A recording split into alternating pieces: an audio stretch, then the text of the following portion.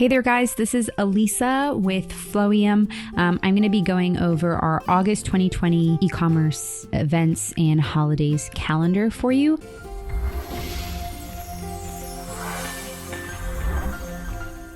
Just as a note, make sure that you like and subscribe this YouTube channel. We have a lot of information that comes out on a weekly basis that will definitely help with your future e-commerce email marketing strategies, ideas for campaigns, how-tos. We post out a calendar like this every month that gives you some inspiration and some ideas on what to send out to your email subscribers if you feel like you're running out of any content. So again, make sure that you like and subscribe this YouTube channel, and in the link below, you'll also be able to sign up to download this calendar and then also all future calendars. So with that being said, I'm going to go ahead and get started.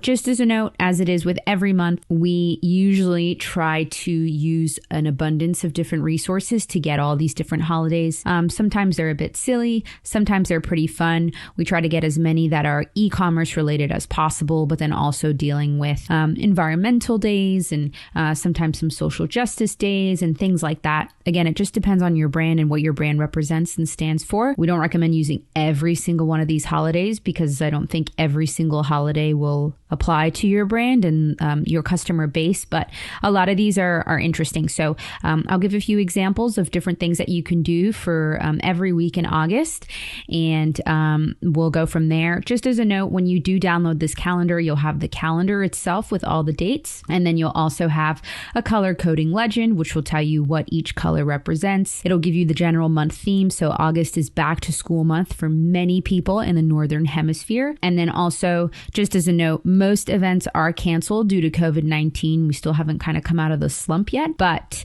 we do have a couple of events that are still going on that I think will be available for people to watch virtually, not necessarily for a stand-in audience to be there. And then we also have a bit of a blurb about August and what that looks like. Usually for the month of August, people really focus on that back to school timeframe. It's a great time for e-commerce brands that are more in the clothing space to start providing information about fall sales and their fall wardrobe, depending on where you live in the world, but then also providing those back to school promotions that are really important for families, especially with kids that are going back to school. So yeah, with that, we'll get started. So August is kind of a funny month. It's 6 weeks long, which is usually not normal, which is why this calendar looks so huge. It starts on a Saturday and then ends on a Monday. And because it's 31 days, it's a little bit longer than half the months of the year. So looks long, looks daunting, but there is a lot of ground that you can cover with the month of August. So with August 1st, it is National Girlfriend's Day or Spider-Man Day. If you're a brand, for example, there's a client that we work with that sells superhero t-shirts as part of their inventory. What they could do is they could promote their superhero line, specifically targeting Spider-Man for that specific day for a campaign that goes out for customers.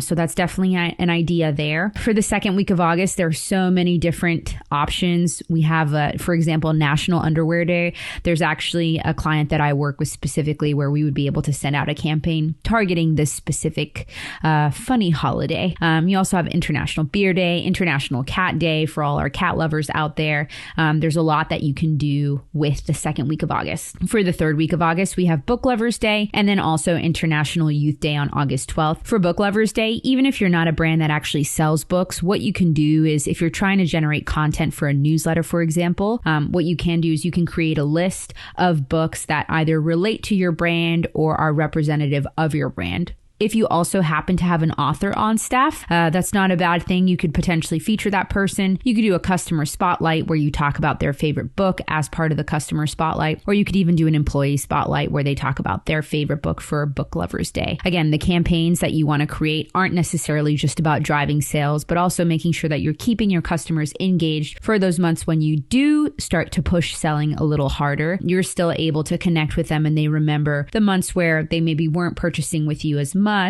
they'll feel loyal to you.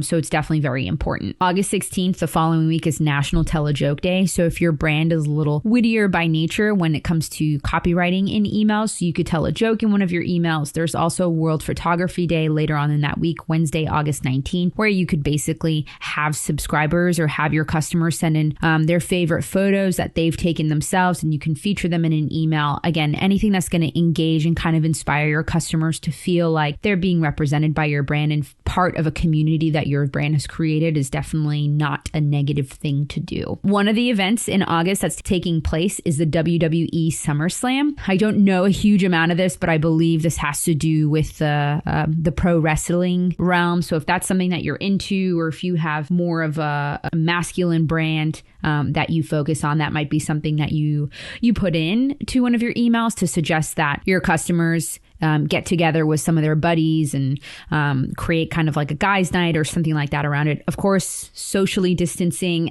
at all times to make sure that you're going along with the COVID-19 guidelines. Later on in the week, you also have International Dog Day.